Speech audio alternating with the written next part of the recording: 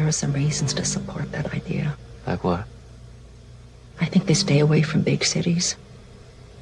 I think they wait for people to get together in one place like tonight. And when everyone gets out of that game, they're going to be gone. I think they like people alone. And I think they talk to people with some kind of advanced radio in their sleep. All right, like you think they do with your son. I didn't just think this up. I think at the lowest level, they send people on errands. They play with people's minds. They sway people to do things and think certain ways so that we stay in conflict, focused on ourselves. So that we're always cleaning house or losing weight or dressing up for other people. I think they get inside our heads and make us do destructive things like drink and overeat. I've seen good people go bad and smart people go mad. I think at the highest level, they do things that cause nations to go to war. Things that make no sense. And I think no one knows they're being affected. We all work out other reasons to justify our actions. But free will is impossible with them up there. Happy heresies and welcome to the desert of the real. Welcome to this open podcast of AM Bite Gnostic Radio.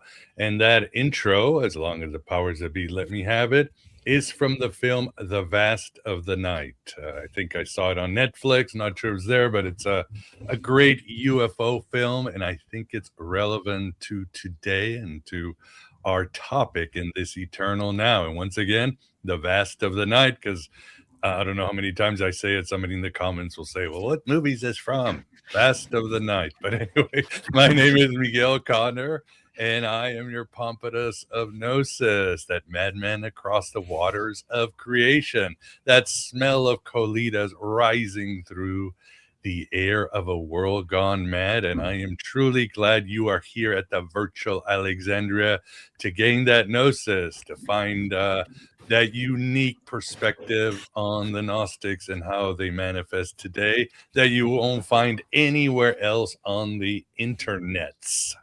And today I am very excited to have with us the Reverend Clifford Falen Jr.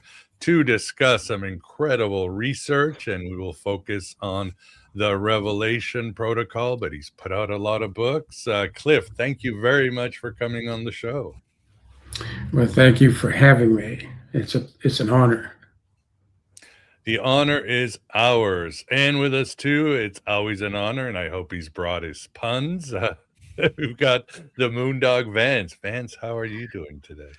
Oh, I'm pretty good. You know, I went out with a girl once named Anunnaki. Maybe she was one of these critters. You know, I always wondered how the Anunnaki reproduced, you know, but I guess it's through Anunnaki. You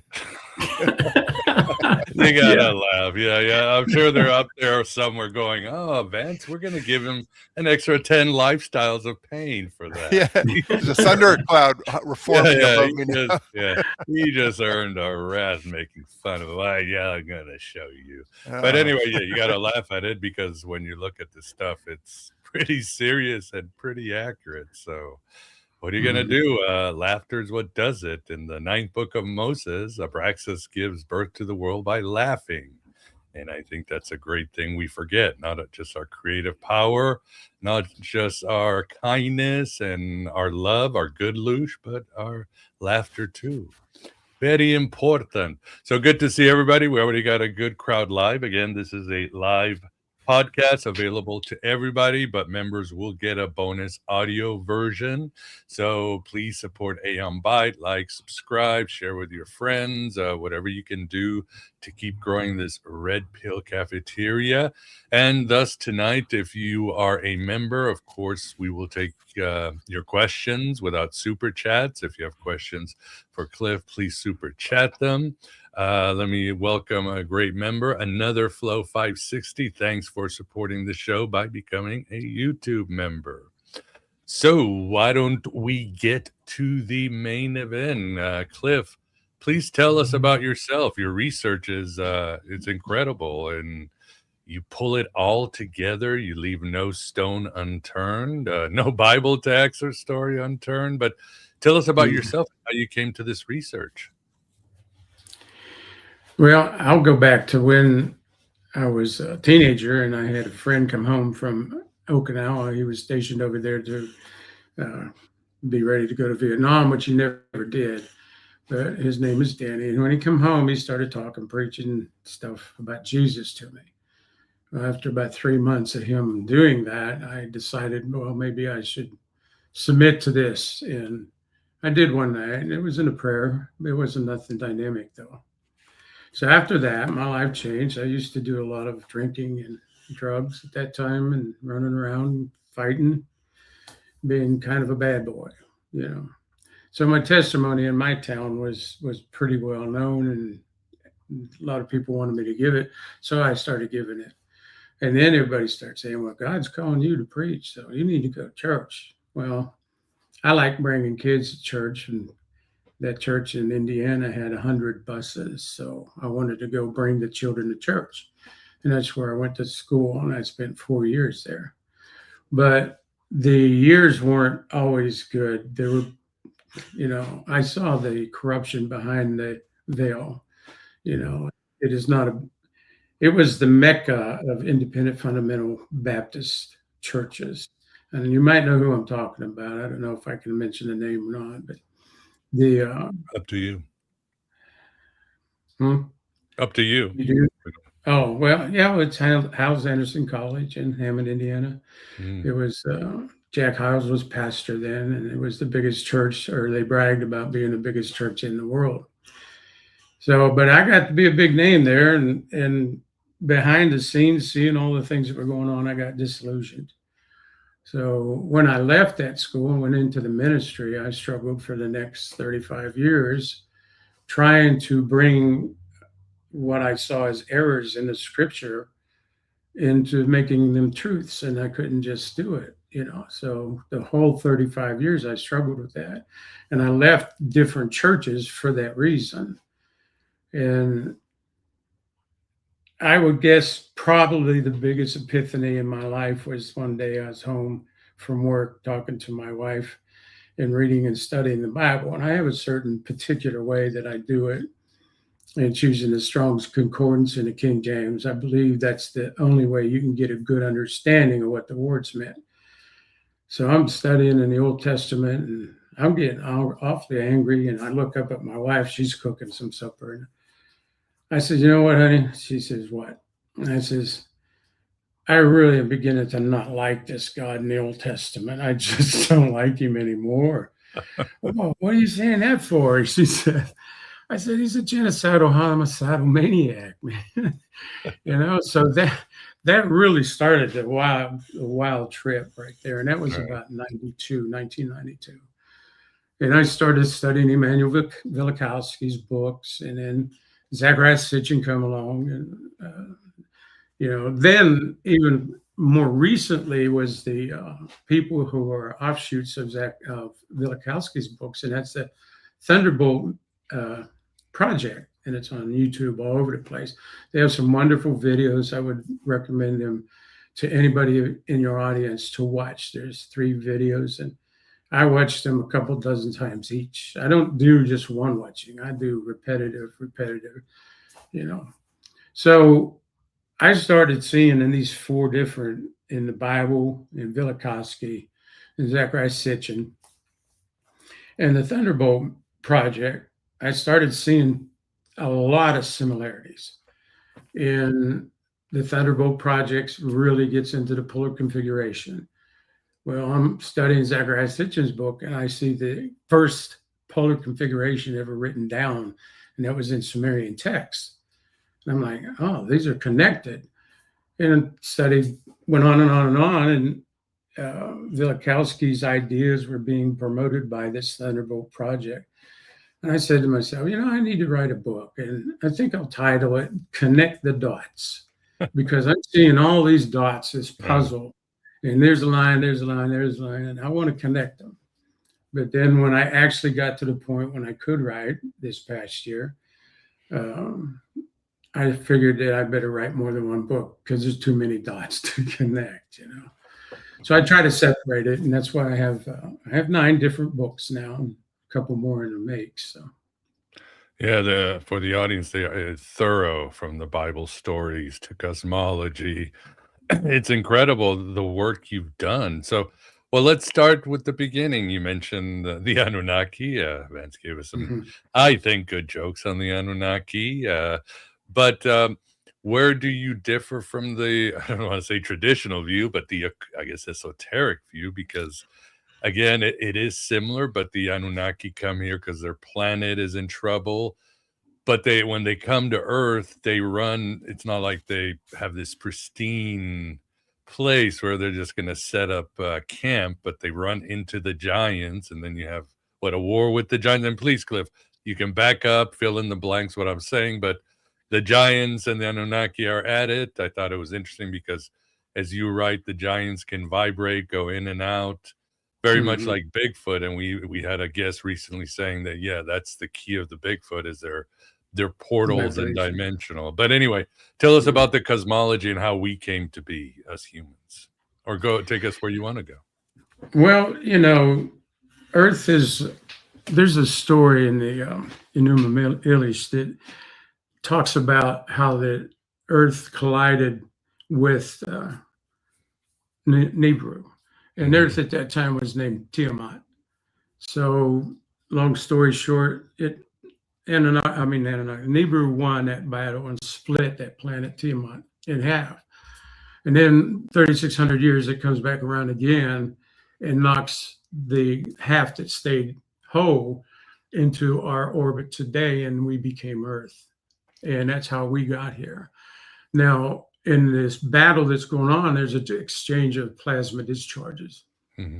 Now, I don't know all of the ins and outs of how that life would transfer from one planet to another in a plasma discharge. But when the Anunnakis got familiar with the giants, they realized that they were their progeny. They were not their progeny, they were their predecessors.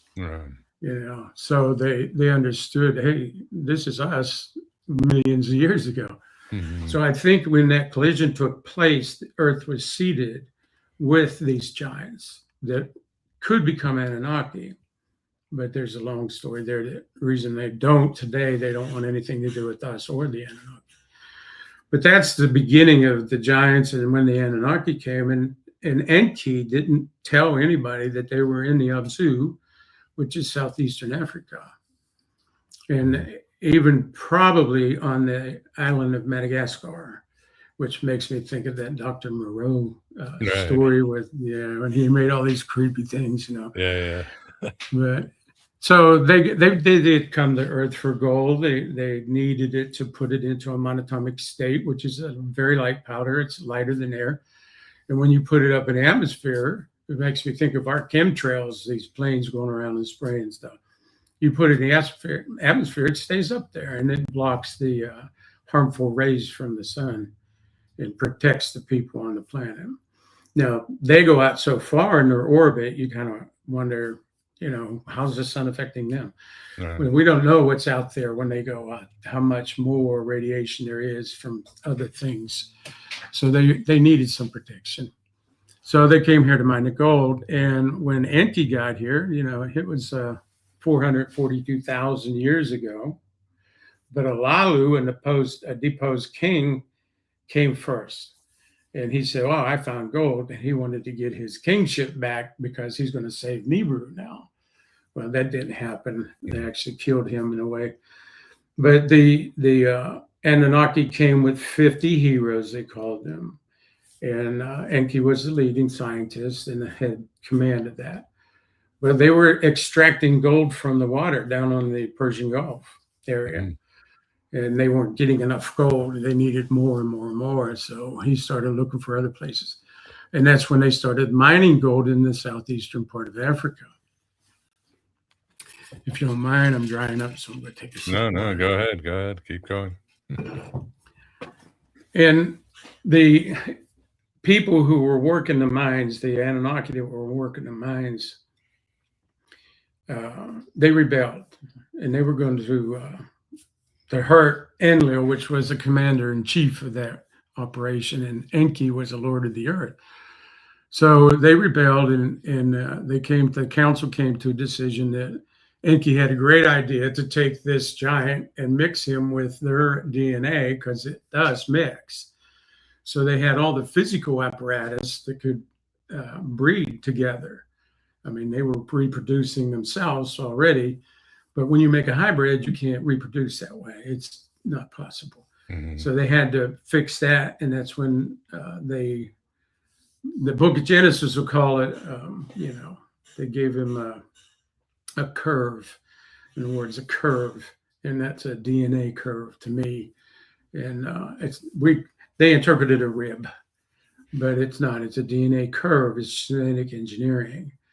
And so when they got these experiments going, they just had failure after failure after failure, and they were creating some very awful creatures. And they were not just dealing with the humans, trying to create the humans. They were mixing things, and this is where you get the idea of the Minotaur, the Centaur, the man-goat, and all these things. They were doing this, and that's why that mythology is still here today, which most mythology has actually started out as truth anyways. Right. So they had two Adams. The first one they named Adamu. He was the one that actually was the final experiment that succeeded. Then they made Tiamat, his wife, and they were successful at that. But they didn't stop with just them. They had 7 women and 7 men, 7 couples that could breed.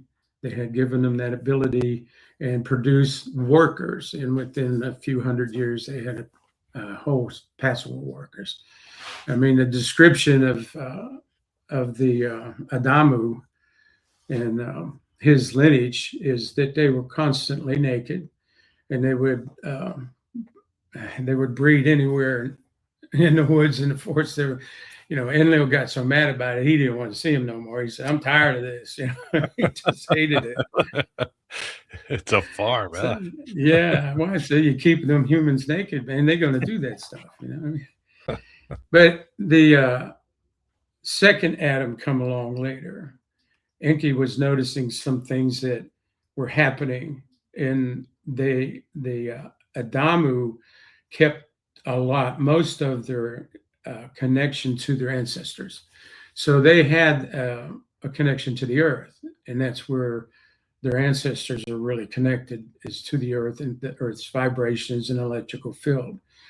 And that's why they can do the things. They have more use of their DNA than what we do. We've been dumbed down and I don't know, edited out in a lot of areas. But these Adamu lineage they kept escaping, and Enki watched them, and he never tried to bring them back because there was a hopeless cause. So one day he got the bright idea, well, we'll make them more Anunnaki than what they are now. So he found 2 girls, and this is where the Garden of Eden story comes in, because this is almost a parallel here. And he impregnated 2 women, and one had the new Adam, which was Adapa, and the new Eve, which is Titi. Mm-hmm. And of course, they could breed already. There was no operation needed on them, like Adamu and Tiamat. And the civilized men go from there. Adapa was extremely smart, and they were not made to work. They were housed by Enki and trained by the most brilliant Anunnaki, and he's written books. He was actually taken to Nibiru one time. Enki even deceived his own son in that trip. So, but I don't know how long I can go on forever and ever here. I think we've got, if the audience, or I'll ask Vince if any questions that we've missed in a little bit, because again, you go through the history. So our DNA is meant to keep us not to remember, keep us as slave. What's the, how do they keep us trapped, and are we still working for them? Without knowing, we're still working for them. Yes, and working 9 to 5. No. Yeah. Well, I'm going to jump forward in time here up until the Sodom and Gomorrah story. And we know that God supposedly judged it because of the homosexuals. But when you really dive deep into that, and that book, The Two Spirits, really goes deeper than what most people are comfortable with. And you'll find out that the sin of Sodom and Gomorrah was not the act of homosexuality. The sin back then was really sinful to mistreat people that come into town, guests that come into your house. This was like the most cardinal sin. Yeah, it's hospitality. Yeah, the hospitality, where they were kidnapping the strangers and then selling them into sex slavery. It's kind of like what's happening in our country today, you know? And so that bomb that came down was an atomic blast on both of those cities. There was actually 7 cities that were blown up because they had 7 atomic bombs that Alalu brought, which was the first Anunnaki to come here. And then Enki hid them in a cave in a mountain somewhere, but they got found out, and Enlil used them to blow these cities up. They did not expect what happened, though, because up in Eridu, in where their headquarters was at, they had this evil wind come, and it just wiped people out with the radiation poisoning coming on and burning them up. And they were just corpses in the streets everywhere. And the Anunnaki were able to get on their ships and fly off, you know, and be saved. And that's how they're still around. So after that happened, Enki and Enlil, and Enki was against it because he made the humans, and he kind of was partial somewhat, as much as they can be. They're kind of like Spock from Star Trek. They don't have a lot of emotions, you know, They're more cruel than anything else.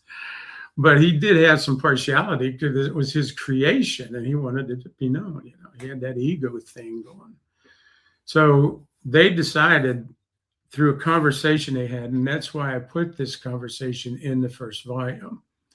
Enki and Enlil will talk, and then Enki posed a question to Enlil, and he says, how did the few, us, we're only a few hundred here, control the many thousands of these humans? How do we do it? Well, that's when they became the gods themselves. And they are the mythological gods that we study about in our universities. And they're mythological gods in every culture throughout the world. It's just different names, but it's the same individuals. You know, I mean, even the Titans and all of those Greek and Roman gods, they're all Anunnaki. And we can pinpoint some of them. I mean, you know, Enki was the Lord of the Water, basically, and he's, what is that? You know, Poseidon. Neptune. Yeah. So they decided to start some things of control, some ways to control. One was at the Tower of Babel. And our biblical story is God confused the language there because man's going to be able to do whatever he wants now. But the real story from the Sumerian text is the fact that they genetically altered the humans to speak different languages. And it wasn't instantaneous like the Bible thinks it, or the preachers teach. It took 350 years to do all of that changing.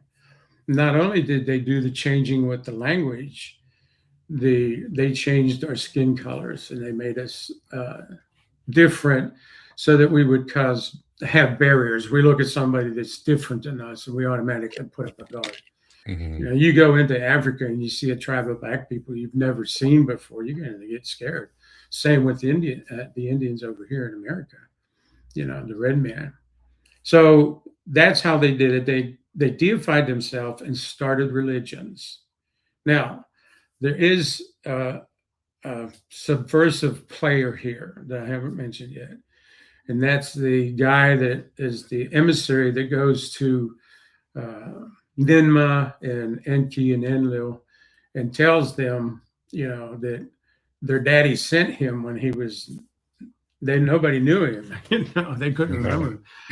And then he left that first meeting. And then when the flood came, which was the first major catastrophe from this 3,600-year cycle that takes place, when the flood came, you know, Enki wanted to save him, so he spoke to a wall in his. Okay, I'll try to catch up to myself here. Noah, Zeusudra, was Enki's son. Mm-hmm. Enki had a bad problem of impregnating women that weren't his, and he was a real bad philanderer. So he went and got her pregnant. Noah was all freaked out because he was like a albino with these pink eyes or really blue eyes. Or I think Enki's in the Epstein files today. I think they found him in the. But anyway, continue. No, he's in trouble. He funded it. He funded Epstein. Probably. Along with Zeus. Yeah. His buddy Zeus. Yeah. But anyways, Noah was his son. We call him Noah, but his name is Zeusudra. And Utnapishnu is another name for him. So the Noah story came from the Sumerian text, 1,400 years or so before Genesis ever recorded it. So we have a very solid history there prior to the history of the Bible. Anyways, that's where I'm at right now.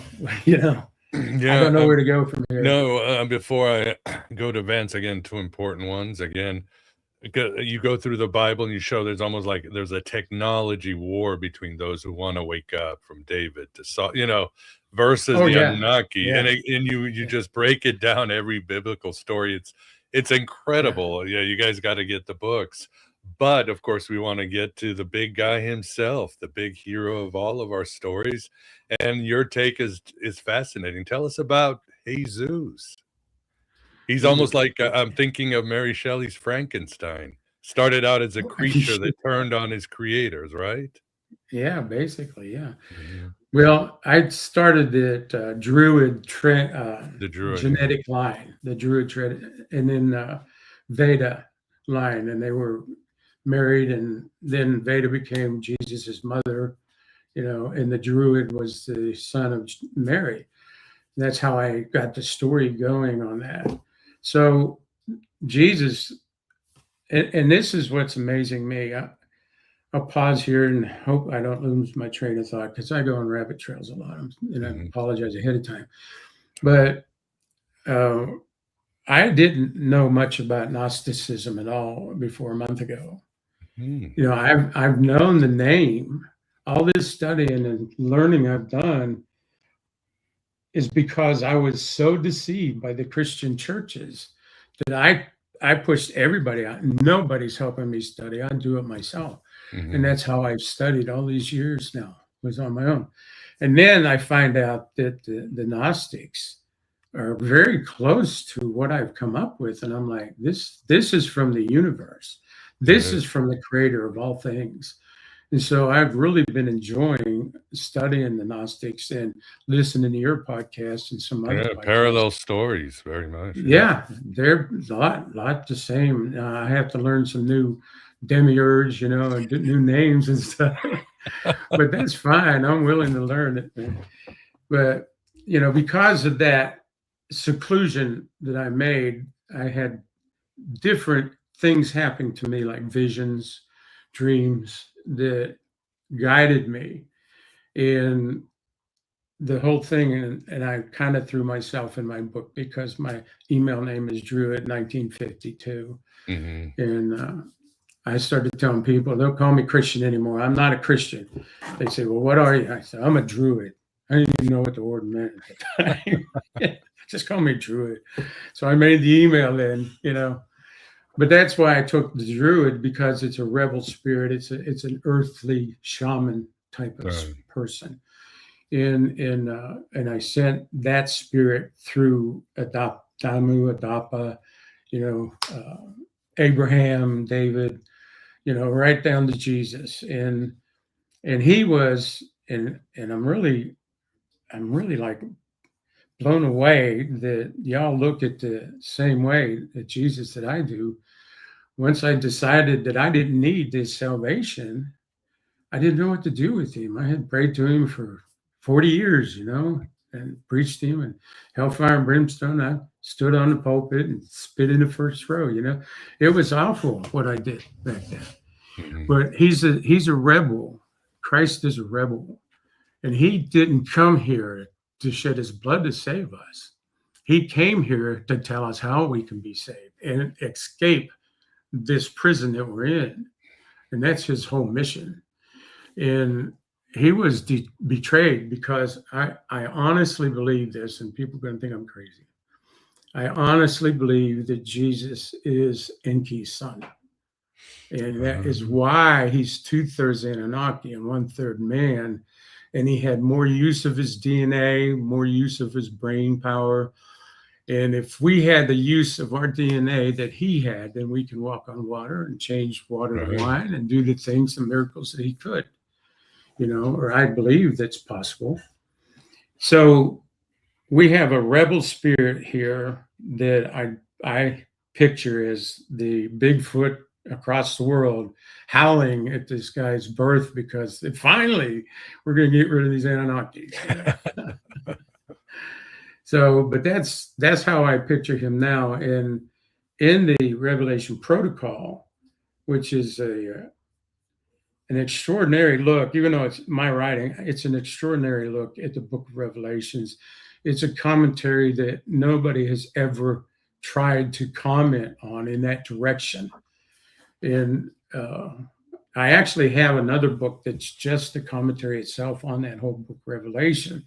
The Divine Genome and the Revelation Protocol are extensions of that original commentary. So they're kind of like the first and second editions, and then the Divine Genome is a book on its own. Yeah, we want to definitely keep going. Do you have more? I was going to say we definitely want to get, because your take on Revelation, it's so unique, it's incredible. But now we've got a good story. Giants, the Druid, Jesus, the Grand Saga is set up, and again, you explain blow by blow how this has been going on through the Bible, all the way to the Book of Revelation.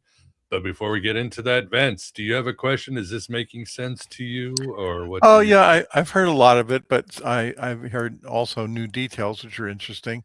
There are no super chats or questions from members, but I do have a question, which is, what's your thinking about the connection between the Anunnaki and the Greek gods, for example, and the biblical entities like Jehovah?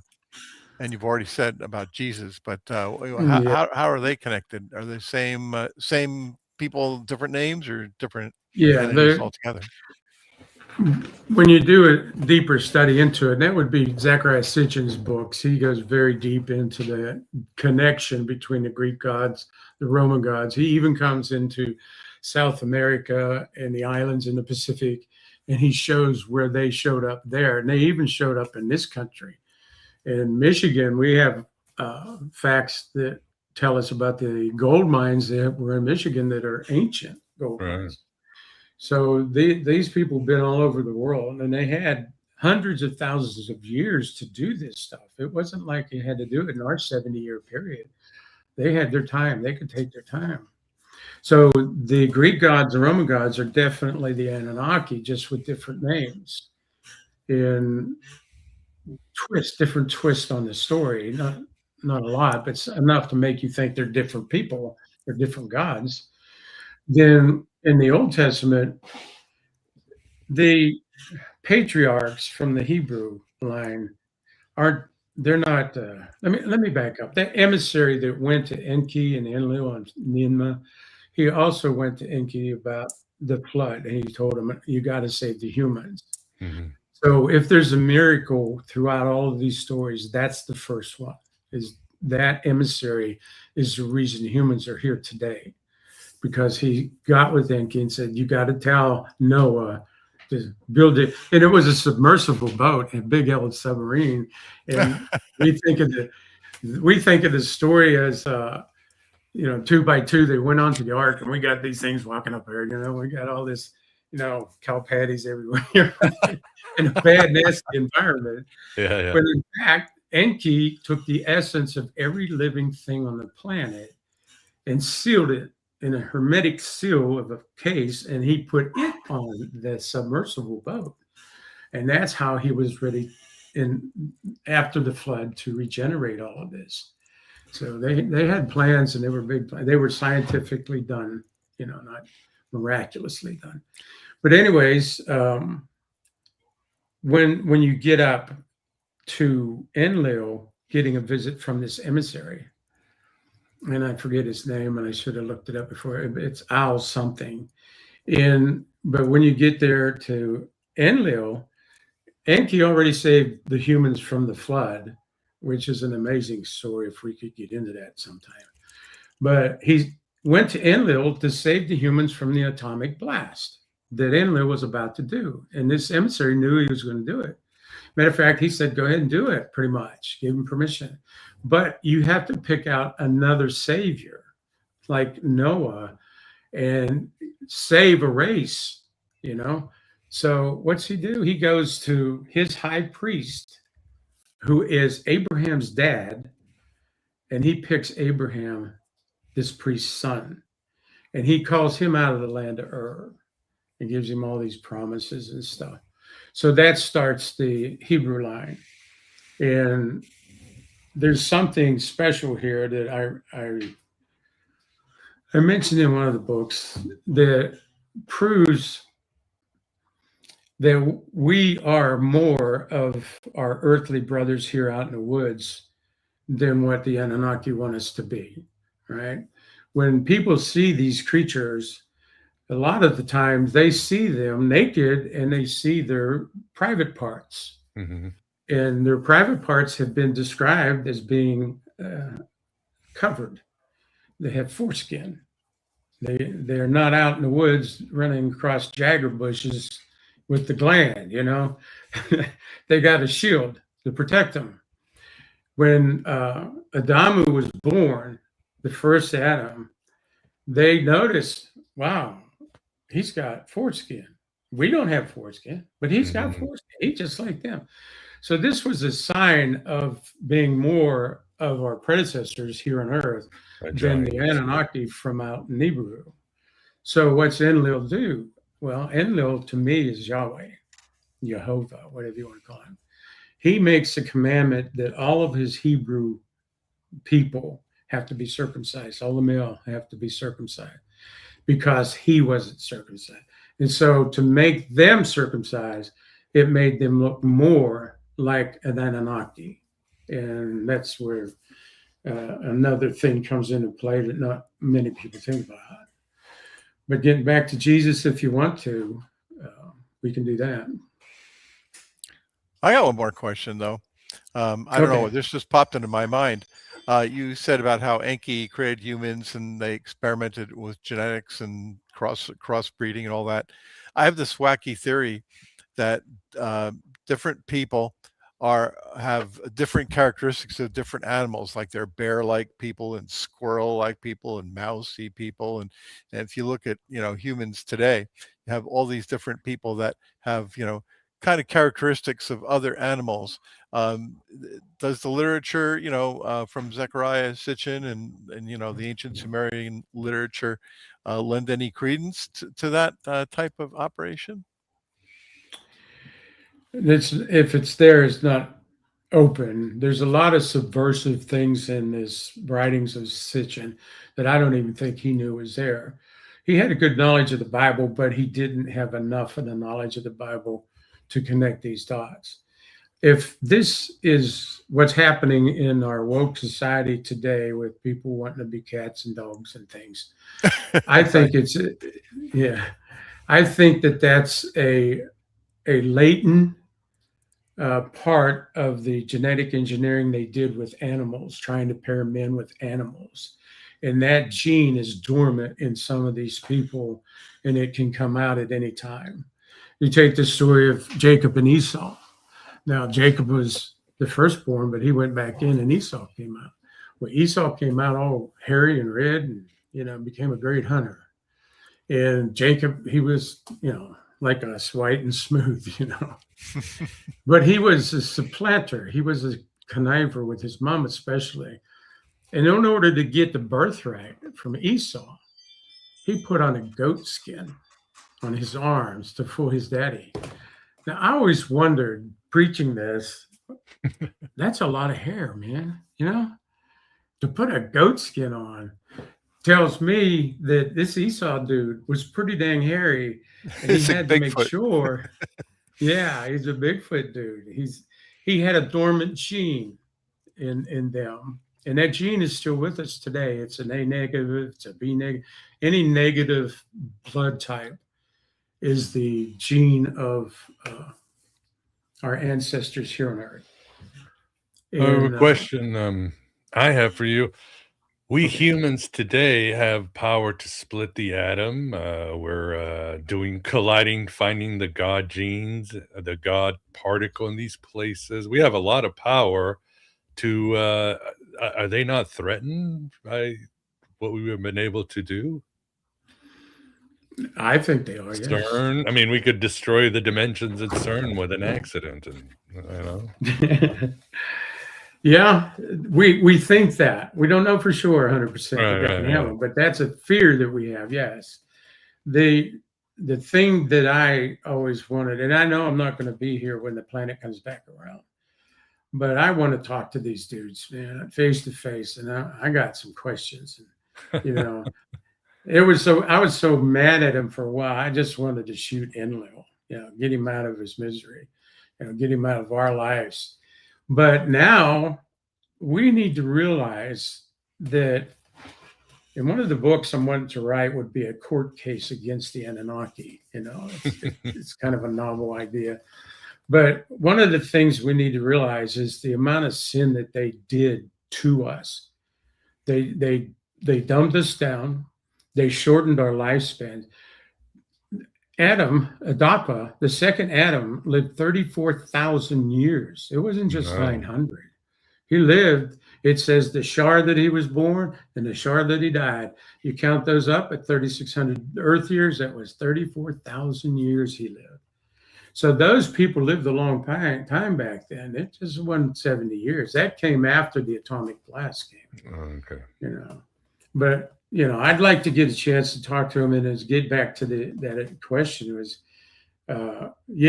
they better be afraid because, we're getting pretty smart.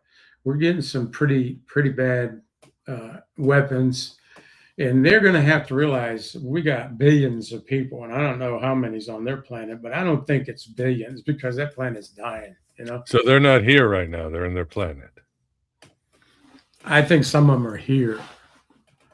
I don't know if you know who Marduk is in the Bible. Yeah, that was allegedly defeated Tiamat. Yeah. Yeah, that was Enki's son. Mm-hmm. And I lost my train of thought on that one. What was your question again? Oh, yeah. I mean, are they on another planet? Are they taking taxes out of us? Or Marduk, this point here was Marduk stayed here. He married, his wife was human. She was half Anunnaki, but she was human more. Mm-hmm. And the Anunnakis didn't like that, so they made him stay here with her. Well, he was dead buried. I mean, we talk about finding his grave and digging him up now. So some of them are still here.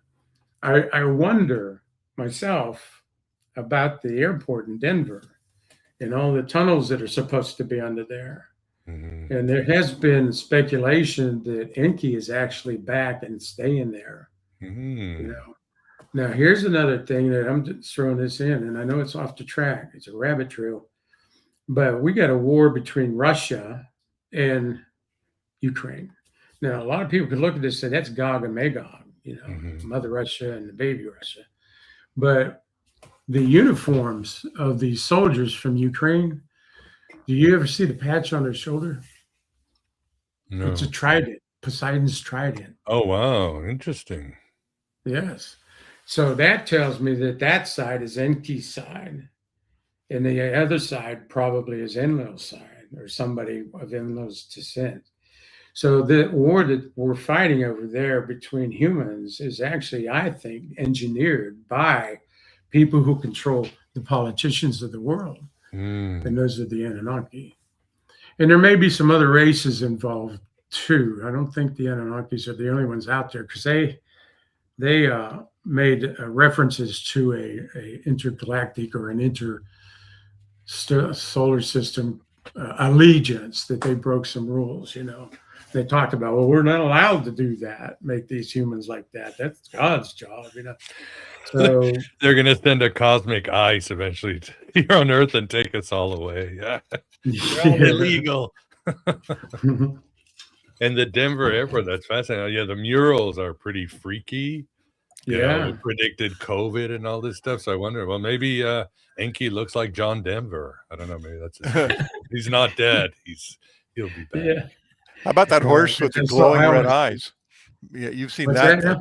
The horse with the glowing red eyes at Denver Airport. On one of their murals? I haven't seen it. No, it's an actual statue outside. It's a horse that's rearing up, and it's got red eyes. Yeah. Well, remember, Poseidon gave humanity horses. So horses has always been associated with Poseidon. So they're beautiful creatures too, ain't they? You know, they discovered what would have been the 9th planet, but since Pluto is demoted, now it's an 8th planet, way out there. Do you think that's the Anunnaki planet? Well, when you look at the planets, they've downgraded Pluto to a dwarf planet. There's 2 other ones past Pluto that are dwarf planets, but my calculations with the trajectory of Nibiru goes way past those dwarf planets. Now that was a big one, though. Yeah, I heard there was a big one that's not a dwarf planet that they're calling now the 8th planet in the solar system, but it's way out there. That's the one I'm asking about. Yeah, they found Nibiru. They know it's there. In the 70s, and I think it was 78, they put that infrared telescope up.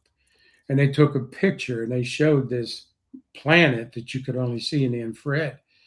And it was called Planet X then. So Planet X is Nibiru. And it's on its way back. We got about 1,014 years is my calculation before it gets back here.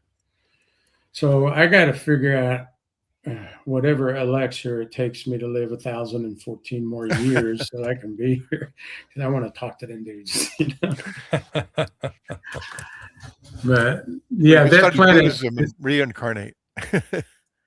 Yeah, well, that's one thing I don't want to do, and that's part of the protocol. I mean, let's escape this mess. You know, I don't know how many years ago I started telling my friends, my family, and everybody, I'm not coming back to this planet. I don't like it here. I don't want to be here. You know, I didn't choose to be here. I was going on and on with that. But little did I know that was a train of thought that was somewhere implanted in my brain from the universe. All our knowledge comes from the universe anyways. It's vibrational and it comes through us. And then we need to pay attention to our gut feeling, because that's the intuitiveness that we have. And when your gut feeling's telling you something and you don't pay attention to it, then you could have problems. And most of the time you do. You pay attention to it, then you save yourself from something. So my whole thing for the past 30 years is listen to that. And that's why I banned everything else. And I only studied particular people that I thought resonated with me in what I thought. So we need to get to the point where we understand a little bit of how to escape this cycle of reincarnation. In the Old Testament, it talks about a silver cord that we're tethered to. And it mentions in that scripture, don't break the silver, don't sever that silver cord, because that is probably the cord, like an umbilical cord, that tethers us to this planet and allows them to reincarnate us. If it wasn't for something holding us here, a silver cord or some other force holding us here, we would go on to our next planet or our next. I don't believe our lucid home is back in business yet. When the story that I gave about the little puff and the stadium with all the lucid beings, I believe that's kind of how it happened. You know, he just did it. He just sung a song, and this little ball in his hand broke up, and here we got all this matter in the universe. Mm-hmm. You know, because you reduce the space out of matter, and then it comes down. You can fit it on a pencil top. There's that much space in all this matter. And theoretically, we could take our hand and put it through our table if we could manipulate our molecules, you know, like Jesus did going through the wall. That's why we need more DNA access. Yeah. But as far as getting to how to escape this planet, I just describe with what's I've gone through and how right now I'm 100% sure I'm not coming back here. I'm not going to be here again. And I drive a bus for the Cherokee Nation here in Tahlequah, Oklahoma.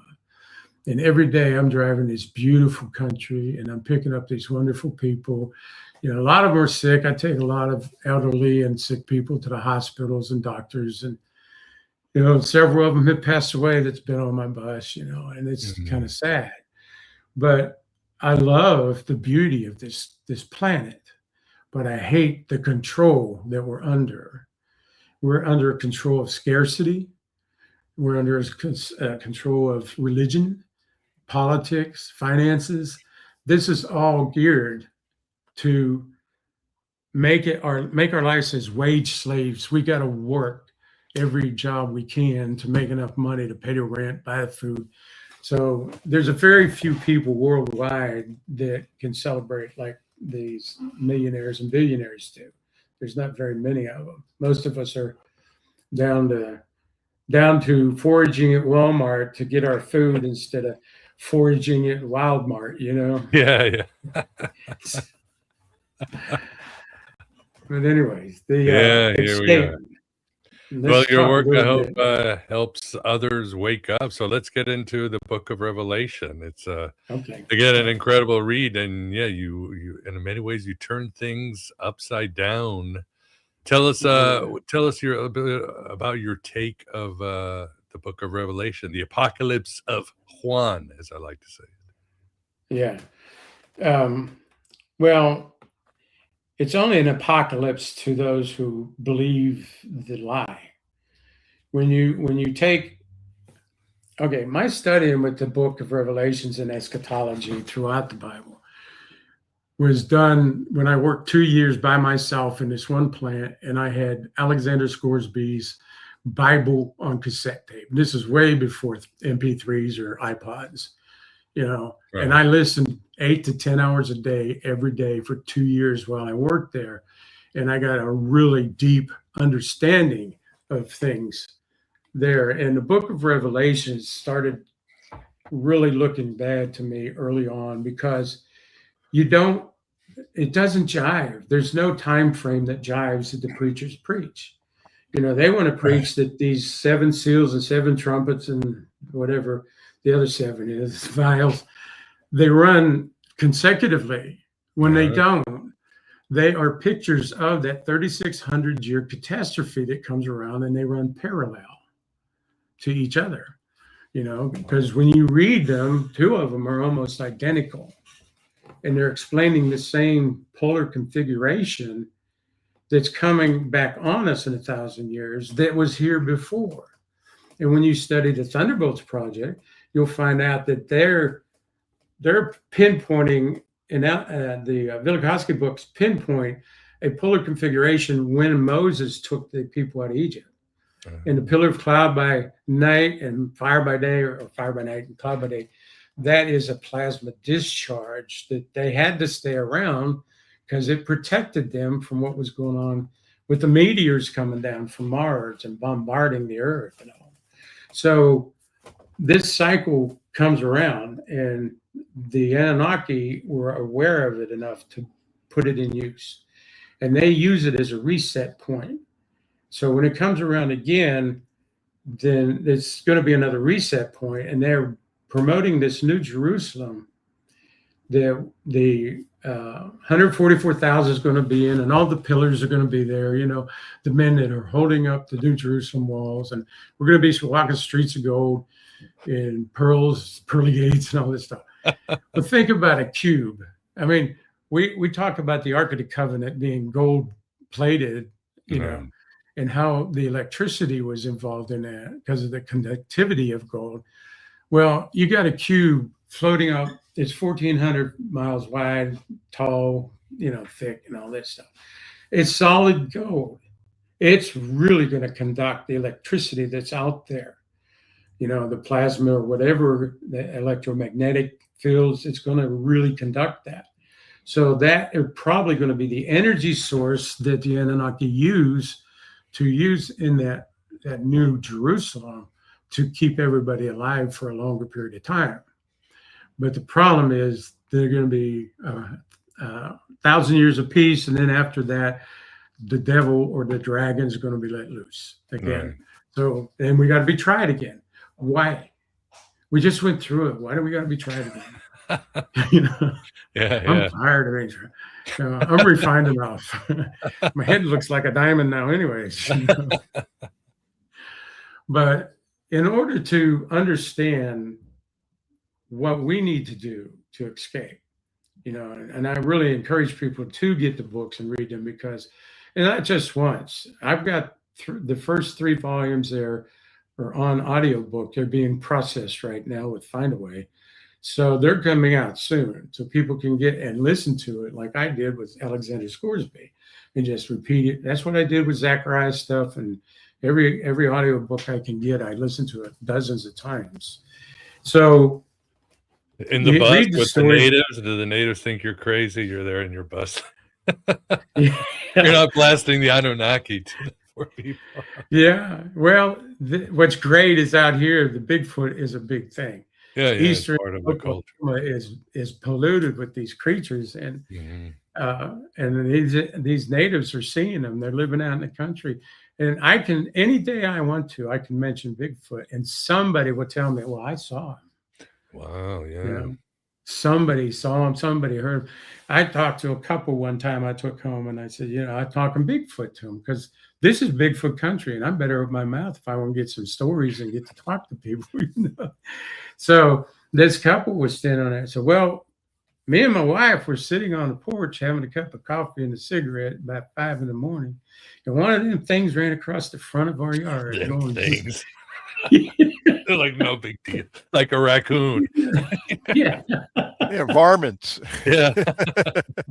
I got a half a dozen guys wanted to take me to their house already to do this, but you know, I'm 73, man. I don't do well in the woods anymore. I got to get. You look great. Yeah, you look much younger than that. You might make it to 1,000, Cliff. Keep at it. I'm trying. I really am. I'm going to take my Gen F20 and my probiotics and all that stuff. Yeah. But anyways, to get back to the escape, what happened to me was a slow, gradual deprogramming. And it was one that was being done to me by the universe, not by anybody else. Mm-hmm. Because I was reading so many different ancient books and texts and listening to the Bible constantly, that I found a lot of flaws in the Bible, and these were something that I questioned. I mean, I can name a bunch of them. But just studying all that and allowing my thought process to go and travel and not be restricted by, well, if I do that, I'm going to be burning in hell the way I'm thinking now. Right. You can't do that. You have to free your mind up. So that's the first thing that you need to escape, is the prison that your mind's in. And that prison is the indoctrination that we all get from birth until death. And we get it repetitively on the reincarnation cycle. We come into another family, they teach us almost the same thing. Come into another family, they teach us the same thing. It's so ingrained in us that it's really hard to break. So you have to listen to your heart, listen to your intuition, and connect dots. If something resonates with you, go with it, you know. Mm. And I have an illustration that I use about being enlightened. Imagine you're on a street, it's nighttime, and there's this big, beautiful house there. You just would love to go in and see all the ornate things that are in there. So you go walking up on a door hoping to let somebody let you in. And you find out as soon as you knock on it, the door opens out. It's open, you know, nobody's home. It's dark though. It's very, very dark.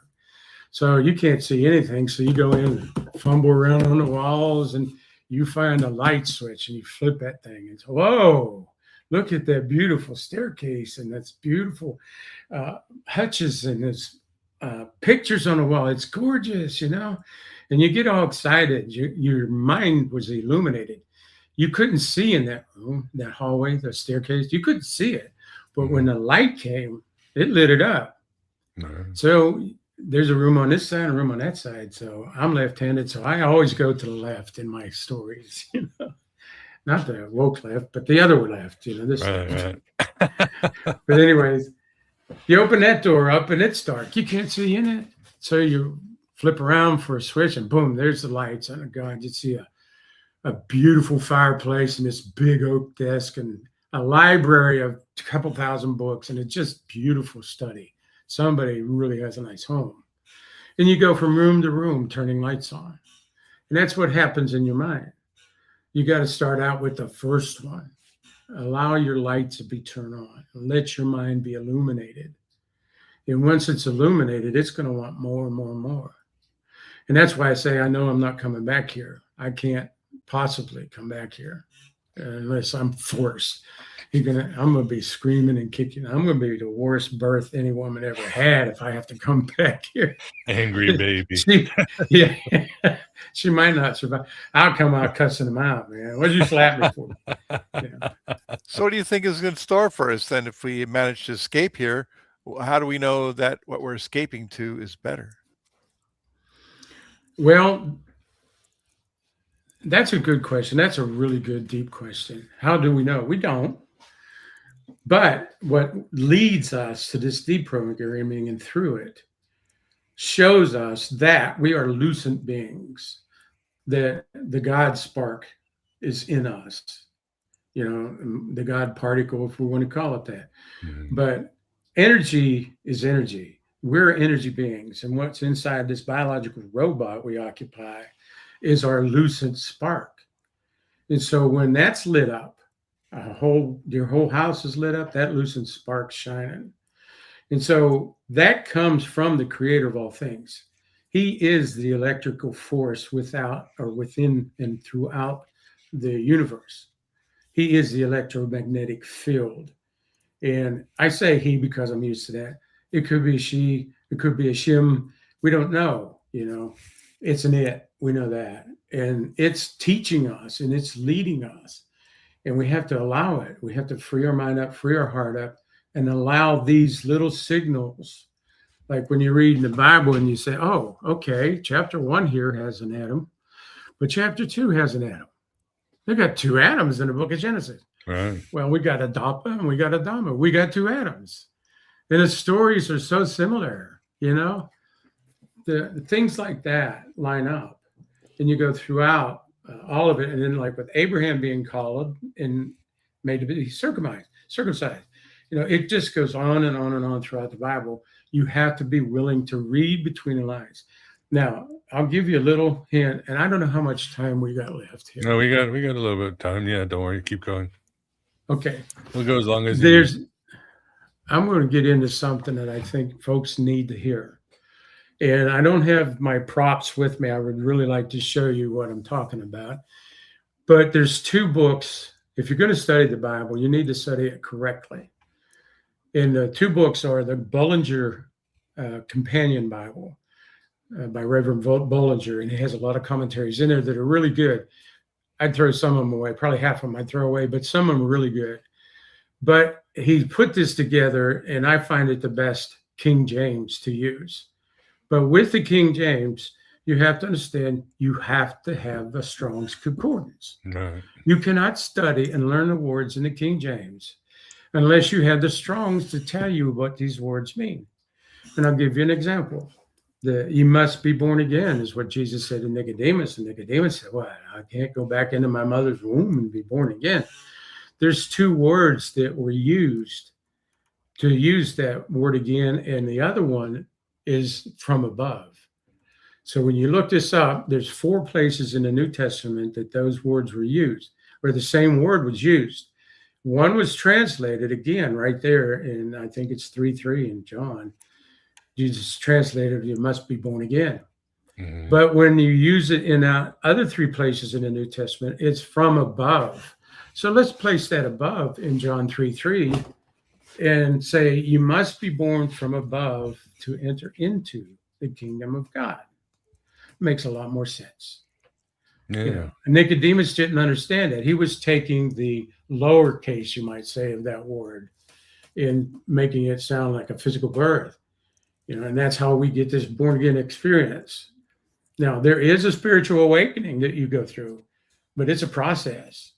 Most of your Christians are stuck on the milk, though. They don't want to eat the meat. I mean, they just want Jesus and nothing else, and they're fine, They don't want to dig into this stuff that you do and other Gnostics do, and I have done.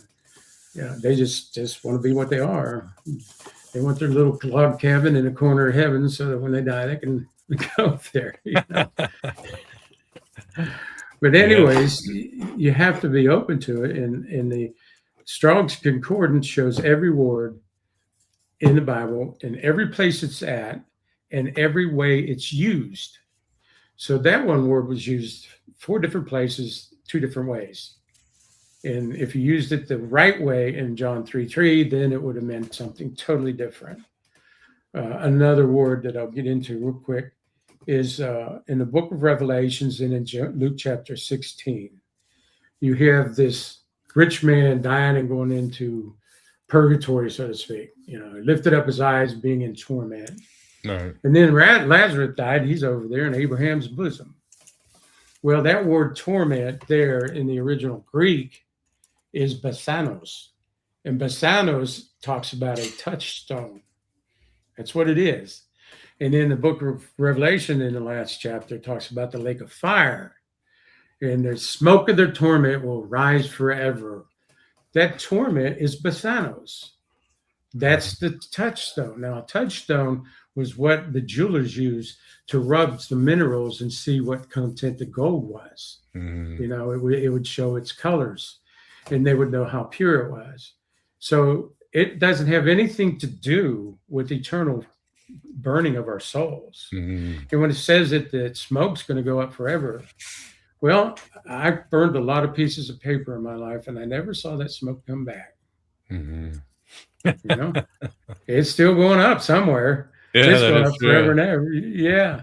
So it means to be reduced to the base elements, but you're being reduced by the touchstone. It's friction. And when the rich man looked, he says, I'm tormented in his flame. He was tormented in all the light that he was getting and understanding how bad he messed up. But he still wouldn't come out of his materialistic mind. Even in that purgatory he was in, he was wanting Lazarus to go back to the world and tell his brothers, don't come here. This is awful, Right. So he was still connected to the earth. You have to be freed. Your mind, your heart has to be freed from the earth. And we have to still live here, and we have to still work and all that stuff, But the idea of all of it is allow yourself to go through the deprogramming. Don't take in everything that everybody says. And if you have to get off YouTube, there's so much garbage on there. There's a lot of good podcasts that I listen to. And I like Dr. Heather Lynn's stuff. And, she's going to be our guest next week. She'll be joining us. Are you serious? Oh, I'm going to have to subscribe. I sent her a link to my books, and I sent her a PDF of one of them. And I'm hoping to get to talk to her. But her books were really good. And this last one I'm reading right now, Revelation thing, but her middle one about the ancient demons, I couldn't finish that. That's a dark book, man. It's a dark book. I was trying to read the writings of Ninja Sita Toth, and the same thing happened. I can't finish it. I can't open it up, start reading it again, because I feel this oppression, this pressure coming on me. Yeah, and I just don't want that. I don't think it's good. And the night that I read that, I actually had the first time in my life I had that night paralysis with something trying to crawl on top of me. Wow. And you talk about a battle. And this sounds crazy stuff, but it's for real stuff. When you talk about Bigfoot disappearing, that's vibrational, but it's not. He doesn't keep leaving footprints. He's gone, And can I tell you the story of my first sighting? Yeah, please do. Please share. Yeah. All right, I'm in a Smith Lake here not here in Alabama, over in Alabama, and the lake bed is dried up. We were in a 2-year drought, so it's all dried up. And we went down there with my church that I had started. Our church people went down there to celebrate the Feast of Tabernacles, a week-long celebration that Abraham started. In the first night there, my son and his wife's dog went crazy, and they couldn't keep it controlled, so he took it home. He comes back, goes into the tent with his wife, and she says, "Do you hear those monkeys?" And he says, "What monkeys?" She said, "Listen."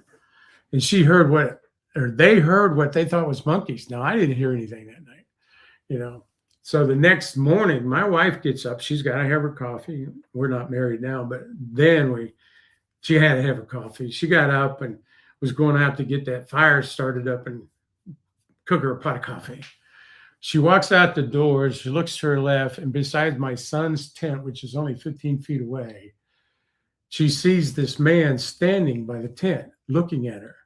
And all she sees is a silhouette because the full moon's out and it's on the west. It's setting in the west there. Right. And all she saw was a silhouette. And she told us that night when we read, that was Saturday morning. She told us Saturday night while we were eating supper about her experience. And she said, "I think it was a ghost." And I didn't know a thing about Bigfoot. I had no idea they ever existed. As far as I'm concerned, I'm a preacher, and that thing couldn't possibly exist. God would have to made it, So you didn't watch the $6 Million Man or anything like that? No, I never did watch it. Okay, Bigfoot's in. I haven't watched TV robot. in forever. Yeah. Okay, anyway. I keep looking up at you, and I'm not looking at that camera, but I hope it's okay. Oh, that's okay. The audience knows, so no worries. Okay. Okay. But no, excuse me, I didn't mean to cut you off. No, keep But going. my son had it that Friday night. My wife saw it.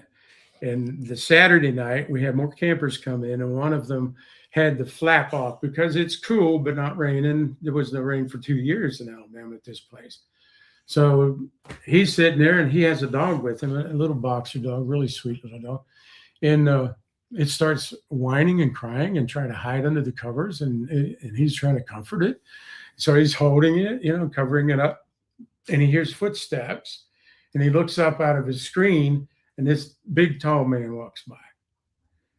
And the next day he's telling me about it. He said, "I didn't think we had anybody in our camp that was that tall."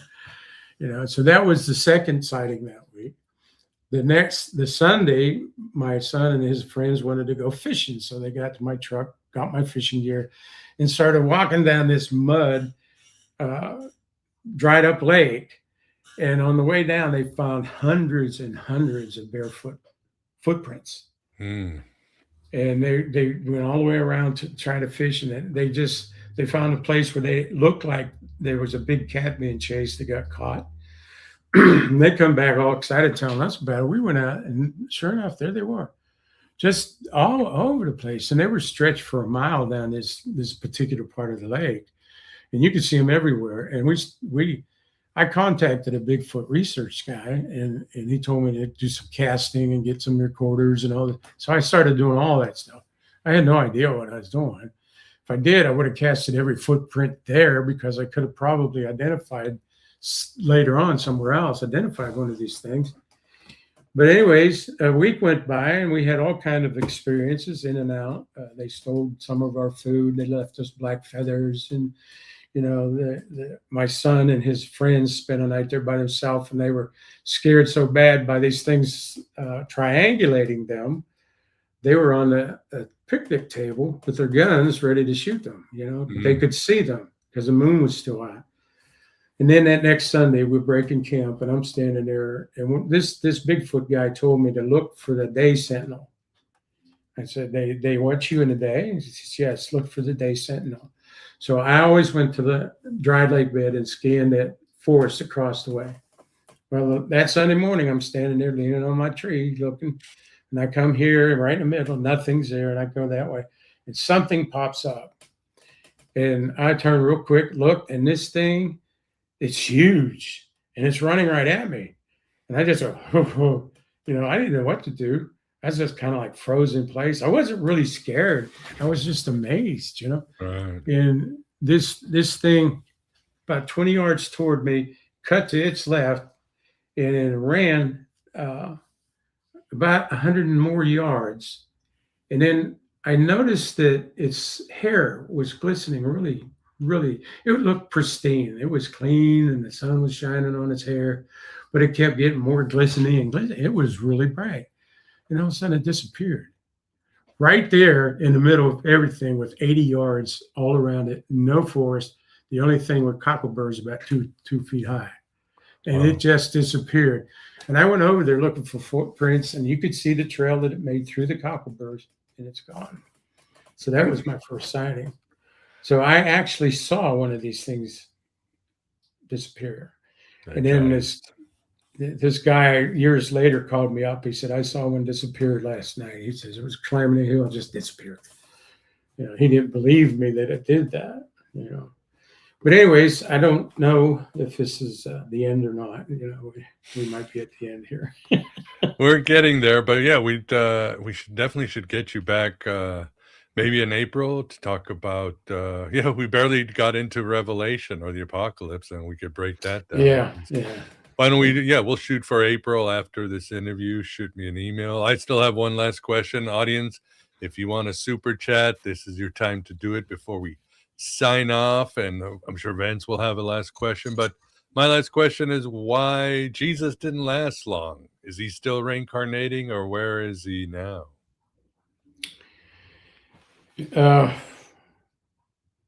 Well, you know, he's not reincarnating anymore. I don't believe. I believe he was a lucid soul sent here.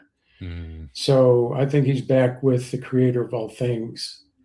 And he came just to give us the example of how to go back. So I really don't think he's reincarnating.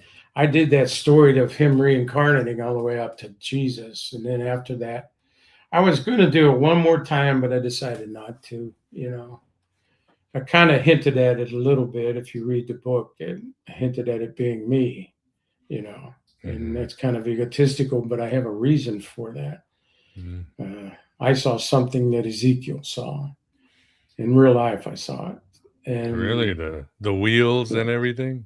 Yeah. With the eyes and the wings and all that? You see that? Well, the angel? That description is the ancient description of what it was. But what it was is UFO. And I saw it at 16 years old, and I wasn't even reading the Bible then. I had no idea that there were an Old and New Testament in that thing. I didn't know anything about it. I was a heathen. We grew up, and I was never in church until I was 20 years old. You know? Even after I said, okay, I will, I'll get saved. I didn't go to church for 2 years. So, but our whole family saw it, and it was a glowing amber disc above the house and above the forest across the street. And it was huge, and it made sounds similar to what's described in there. As far as a wheel within a wheel, it had a glow, an amber glow around some sort of metallic or material ship inside of this glow. So to me, that is a wheel inside of a wheel type of thing. It's like an aura, you know. So I would have to go back into Ezekiel and tear it down to make a better comparison. But I truly believe it was the same craft. Fascinating. Vance, any last questions from thee? Yeah. What do you think of the idea of Sheol or hell or whatever? And did the Sumerians have a hell too? I mean, yeah, that's always an interesting topic. No, that I don't remember them ever saying anything about that. To them, death was the end. When Alalu died, he was no longer there. So I don't know if they have the same type of soul that we have, but I think they do, but I don't know, you know. That's why I need to talk to them to do that. The idea of Sheol is when you look at Sheol as a place, a dump that was burning trash. Garbage dump, yeah. Yeah, garbage dump. But when you look at Hades, Hades is different altogether. It's not a garbage dump, it's a holding pen. You know, and there's no torment in there. The torment would be like the rich man. It'd be a mental torment because you see the light now. You realize you messed up. You know what's bad is when we get reincarnated, we have a complete memory wipe. Every time. Few people come back and remember past lives, and that's really cool, but they don't remember all of it. There is still a lot of wiping done in those people. We not only lose the memory of our previous life, we lose the memory of our celestial life as well. The life before this, the life I described being in the stadium, standing there as lucent beings, One of these times, maybe next time I'll tell you about my rainbow people I saw. Yeah, for sure. Yeah, interesting. We should talk about Book of Revelation. Maybe we can compare the Gnostics to the Anunnaki a little bit more and talk to more shop. Well, I think we are at the end. A amazing chat with Cliff Falen on the Anunnaki. As always, please support Bite. A lot of great shows coming up. Like I said, more on the Anunnaki, and I'll be doing tomorrow a gated presentation on the Gnostic view of evil and comparing the Gnostic views to the Book of Enoch. You'll find that they were, you might say, talking to each other for a long time. And please support, become a member. As I keep mentioning, if you're looking for voiceover work, I can help you out. I'm also looking for some sponsors there to keep the lights going here. So if you have a company or a brand or know anybody looking for sponsorship, I've got, 15 years doing this. I got a good steady crowd of good people and smart people who know who have a ton of gnosis. Other than that, Cliff, where should people, I have it on the show notes already, but tell the audience about your website. Well, you just need to use my name. It's Clifford L. Falen Jr. It's just JR for Junior and then .com. Clifford is CLIFFORD, L, F like Frank, A, 1L, EN, Falen. And it's pronounced a lot of different ways, and it's coming from the same family, probably somewhere, But Falen, it's I was saying Falen, sorry. You can use whatever you want. I think it's all the same. So, but that's what I grew up with, and I pronounce it that way. But you don't need to use the www, but if you want to, that'll work as well. All 9 books are up there, in the places that they can be purchased are there, but I don't have any audio books in there just yet. Yeah, definitely get those. But I love the work you're doing. It's so vast, and we shall continue on this interstellar journey, this breaking the DNA code for our liberation. So for now, I'll say, Vance, thanks for keeping us company. Oh, it's my pleasure. Great to meet you, Cliff. You too. I've really enjoyed this. I have longed for years to talk to people that understand what I'm talking about. I don't have very many of those around. They'll talk Bigfoot all day, but bring up the Anunnaki. Well, when they talk UFOs, Bigfoot, visions and dreams, people might think you're a little crazy, but that's part of the multiverses. That's part of this life. We're missing the DNA in our bodies that we need to experience more. It's like our vision, and I'll say this and shut up. It's like a piece of pie, half a pizza. You cut it in 3 pieces. We see in the middle, we don't see infrared or that other one, whatever it's called, infrared or, ultraviolet. Ultraviolet, that's it. And we can't see that. Now, if we had DNA, use of our DNA, then we could see the same as these animals see. Our dogs and cats see things all the time we don't see. So we've been cheated a lot, big time cheated. We have. But can we, through entheogens or meditation, or we can access this? That's what. I believe so. I do my meditation differently than a yoga type or anybody else's. I don't try to empty my mind, because it's just rapid. I just can't stop it. The monkey brain. You probably know what I'm talking about, don't you guys? Yeah. You just gotta let it have fun in your head. So I look at it. I'll lay down flat on my bed, and I know that out that way I'll reach the end of the universe that way and this way. And I'll just put my arms out and my feet out and my head, and I say, okay, I'm going to talk to the creator of all things, and it might last 5 seconds or 5 minutes. I'm going to get as much as I can, and that's my meditation. And I just tell them, I want more. I need to know more. Mm-hmm. And if this is an escape that we can practice and actually at our death, we'll know at our death if we escaped. Well, maybe we won't if we get reincarnated. But once we're there, back in the way with the creator, we'll know we're out. But getting out, the first thing is to know that you're getting out. Mm-hmm. You don't know that you're getting out, you ain't getting out. Gotta know what a key is.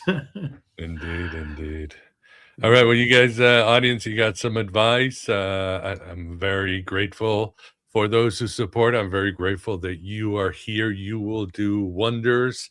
We are better than they are. We are from the true Father, from the true home. So don't worry. As Julian of Norwich said, all shall be well, and all shall be well, and all manner of things shall be well. We're going to do great, people. We're going to unleash our divine spark. So, and with this knowledge, we're on our way, but we are at the end of this incredible interview. So as I always sign off with my own little, you might say, term, or I don't even know what to call it. I need coffee. I will simply say, write your own gospel, live your own myth. Take care. There you go. Join Patreon, AV Prime, or YouTube membership for all complete episodes and other aeonic rewards, including monthly Q&As, a private RSS feed, exclusive Gnostic vlogs, articles, ebooks, and private groups. Join the resistance and escape the Black Iron prison.